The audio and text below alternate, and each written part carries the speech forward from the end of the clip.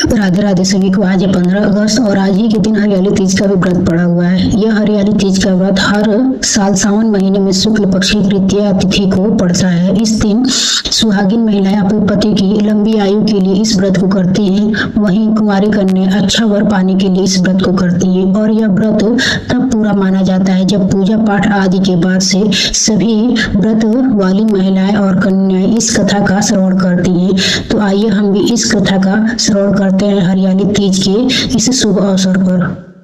ऐसा माना जाता है कि यह कथा शिव पार्वती के मिलन से जुड़ी हुई है। शिव पुराण के अनुसार भगवान शिव माता पार्वती से कहते हैं कि हे पार्वती, बहुत समय पहले तुमने हिमालय पर मुझे पति के रूप में पाने के लिए बहुत तपस्या की थी, अन्न जल त्याग दिया था, पत्ते चबाकर अपने दिनों को व्यतीत कर रही थी। तुमने निरंतर तप किया। तुम्हारी इस स्थिति को देखकर तुम्हारे पिता बहुत दुखी हुए। ऐसी स्थिति में नारद जी तुम्हारे घर आते हैं तो तुम्हारे पिता उनके आने का कारण पूछते हैं। तो नारद जी बोलते हैं कि मैं भगवान विष्णु के भेजने पर यहाँ आया हुआ हूँ।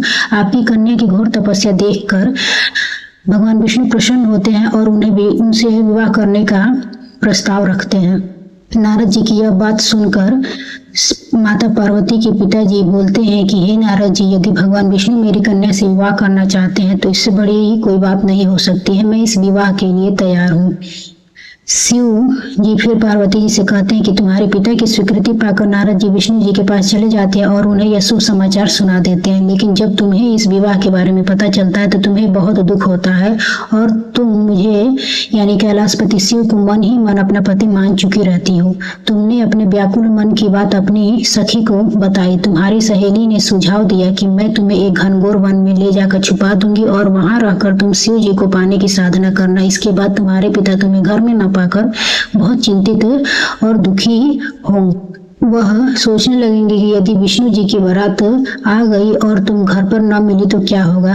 उन्होंने तुम्हारी खोज धरती पताल एक करके करवानी शुरू कर दी, लेकिन तुम फिर भी न मिली। तुम वन में एक गुफा में जाकर मेरी आराधना में तुम लीन हो गई थी। सावन महीने के शुक्ल पक्ष की तृतीया को तुमने रेत में एक शिवलिंग का निर्माण किया और मेरी आराधना की, जिससे प्रसन्न होकर मैं तुम्हारी मनोकामना पूर्ण की। इसके बाद तुमने अपने पिता से कहा कि पिताजी, मैंने अपने जीवन का लंबा समय भगवान शिव की तपस्या में बिताया है और भगवान शिव ने मेरी तपस्या से प्रसन्न होकर मुझे स्वीकार भी कर लिया है। अब मैं आपके साथ एक ही शर्त पर चलूंगी, जब मेरा विवाह भगवान शिव के साथ ही करेंगे। पर्वतराज ने तुम्हारी इच्छा स्वीकार कर ली और तुम्हें घर वापस ले गए। कुछ समय बाद उन्होंने पूरे विधि विधान से हमारा विवाह कराया। भगवान शिव ने इसके बाद कहा कि हे पार्वती, तृतीया को तुमने मेरी आराधना करके जो व्रत किया था उसी के परिणाम स्वरूप हम दोनों का विवाह संभव हो सका।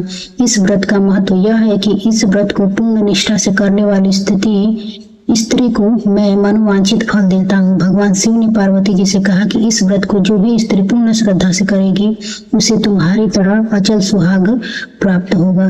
जिस प्रकार शिव पार्वती जी का मिलन हुआ उसी प्रकार से माता पार्वती की कृपा बनी रहे हमारे और हमारी सखियों के सुहाग पर। माता पार्वती हम लोगों के सुहाग की ऐसी ही हमेशा रक्षा करते रहे। नमः शिवाय। पार्वती नमो नमः।